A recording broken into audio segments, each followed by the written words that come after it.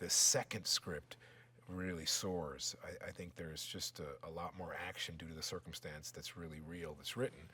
And I think the fans are going to be really pleased with the new characters that come into the piece and with the heightened element of drama and overcoming the wicked is going to be just really phenomenal. I play Jorge, who is the head of the scavengers, and I like this guy because he hasn't given up. Number one, he's a bit of a badass, but even more than that, he's a reader. He's a guy who really knows history.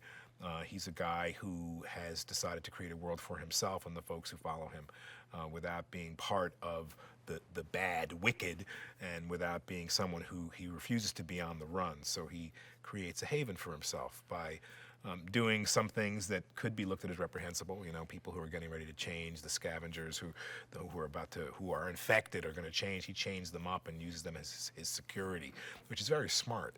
And he creates a place where he can, a lair, a building that's protected, where he can keep his people safe for a long period of time.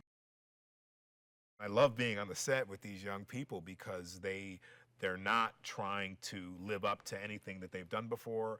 They're not trying to be, you know, they have aspirations to just do what the gig is, what the truth is of the job.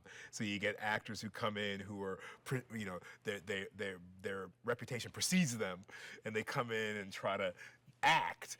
And really, you just got to be in this story. That's how this story is. So every time I try to put on some airs and try to be someone I'm not, I realize Jorge is a little bit crazy. He's really smart. I allow myself to laugh and be a little bit over the top because this is a guy that, you know, if the end is coming, you know, there's got to be some joy somewhere. And so I've been energized by working with all of our young folks, Dylan and Dex and, you know, Kaya. It's fantastic because they just hit it. And it's really nice and refreshing to be with folks who aren't trying to be anything but what they are. And it's great. Rosa Salazar is a firecracker. She's nonstop.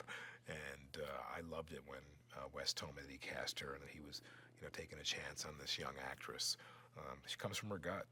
From the moment I met her, we had a great synchronicity. I really felt as if she was someone who also was paying attention and wanted to be here, and wants to not only learn, but has complete control of her faculty and her own intelligence and knowledge.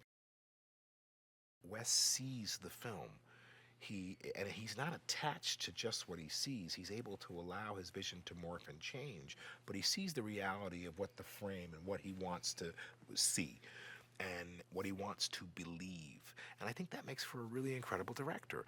You know, a guy who comes in having done his homework technically and he could do this whole movie without any actors at all. He could do it all on his computer. That's the kind of genius he is, right? But we want to see it come to life with real faces and all that.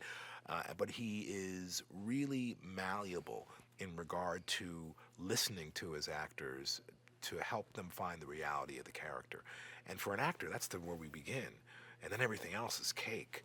It really is. So it's been a joy to work with him. It really is. You know, he is like a little kid, and that kind of exuberance when he's on the set. He gets excited when the explosions happen, but he's even as excited when I can always tell when the shot is right, because he's like he gets yeah do another one, and I can tell when it's not really quite the energy where it should be, because he doesn't have that kind of energetic feel. So it's great to have clarity with a director and have someone who's not just walking through it, just, you know, punching the clock. He's looking to make something that is really special and really different, and that fulfills his expectation